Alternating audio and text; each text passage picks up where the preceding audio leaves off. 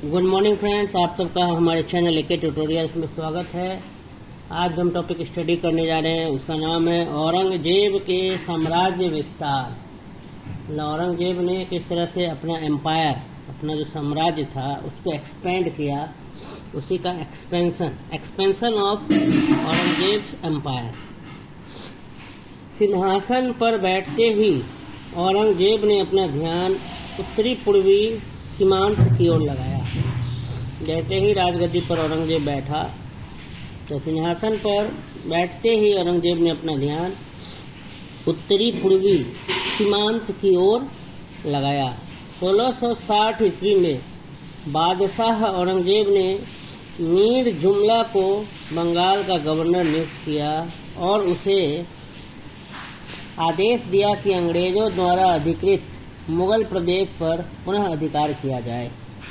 सिंहासन पर जैसे ही बैठा औरंगजेब तो उसने अपना ध्यान उत्तरी पूर्वी सीमांत की ओर लगाया और 1660 ईस्वी में बादशाह औरंगजेब ने मीर जुमला को बंगाल का गवर्नर नियुक्त किया और उसे आदेश दिया कि अंग्रेजों द्वारा अधिकृत मुगल प्रदेश पर पुनः अधिकार किया जाए।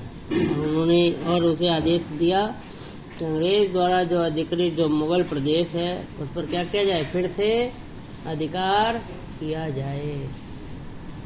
मीर जुमला ने कूच बिहार की राजधानी पर अधिकार कर उसे मुगल साम्राज्य से मिला लिया। मीर जुमला ने क्या किया, कूच बिहार की राजधानी पर अधिकार कर लिया और मुगल साम्राज्य से मिला लिया। इसके बाद वह असम की ओर बढ़ा। वहां असम को अहोम सेनाओं को परास्त कर उनकी राजधानी गढ़ गांव पर अधिकार कर लिया। कह रहा है कि 1660 ईस्वी में बादशाह औरंगजेब ने मीर जुमला को बंगाल का गवर्नर नियुक्त किया और उसे आदेश दिया कि अंग्रेजों द्वारा अधिकृत जो मुगल प्रदेश है उस पर पुनः क्या कर लिया, अधिकार कर लिया। मीर जुमला ने कूच बिहार की राजधानी पर अधिकार कर उसे मुगल साम्राज्य में क्या कर लिया, मिला लिया। इसके बाद वह असम की ओर बढ़ा और वहाँ असम की जो अहोम सेनाएं थी उनको परास्त कर, उनको हरा कर उनकी राजधानी गढ़ गांव पर क्या कर लिया, अधिकार कर लिया। मीर जुमला की मृत्यु के बाद शाइस्ता खां को बंगाल का गवर्नर नियुक्त किया गया। मीर जुमला की जब मृत्यु हो गई तो उसके बाद शाइस्ता खां को बंगाल का नियुक्त किया गया, गवर्नर नियुक्त किया गया। शाइस्ता खां ने जनवरी 1663 ईस्वी में अराकान के राजा को पराजित किया और चटगांव को विजित कर पुर्तगालियों को ब्रह्मपुत्र के डेल्टे से बाहर खदेड़ दिया और चटगांव का नाम इस्लामाबाद। शाइस्ता खां ने जनवरी 1663 में अराकान के राजा को पराजित किया, हराया और चटगांव को भी जीतकर पुर्तगालियों को ब्रह्मपुत्र के डेल्टे से क्या किया, बाहर खदेड़ दिया और चटगांव का नाम इस्लामाबाद रखा। मुगलों ने 1675 ईस्वी में गुवाहाटी पुनः जीत लिया, लेकिन 2 वर्ष पश्चात ही अहोम राजा ने इसे पुनः छीन लिया। कूच बिहार के शासक ने लंबे संघर्ष के बाद मुगल अधीनता क्या कर ली, स्वीकार कर ली, लेकिन कामरूप जो है मुगल साम्राज्य का क्षेत्र नहीं रहा। 1672 ईस्वी में अफरीदी जाति के नेता अकमल खां ने मुगलों के विरुद्ध धार्मिक युद्ध छेड़ दिया। उसने अफगानिस्तान के मुगल गवर्नर पर आक्रमण कर मुगलों को परास्त कर दिया, हरा दिया। अफगानों के विरुद्ध सारे सेनापतियों के प्रयासों से खिन्न होकर औरंगजेब ने स्वयं मुगल सेना का नेतृत्व ग्रहण किया। इस बार युद्ध में अफगानों को घुटने टेकने पड़े। 1675 ईस्वी के अंत तक इस क्षेत्र में शांति स्थापित कर औरंगजेब वापस दिल्ली लौट आया। इस प्रकार सीमांत प्रदेश औरंगजेब के नियंत्रण में आ गया।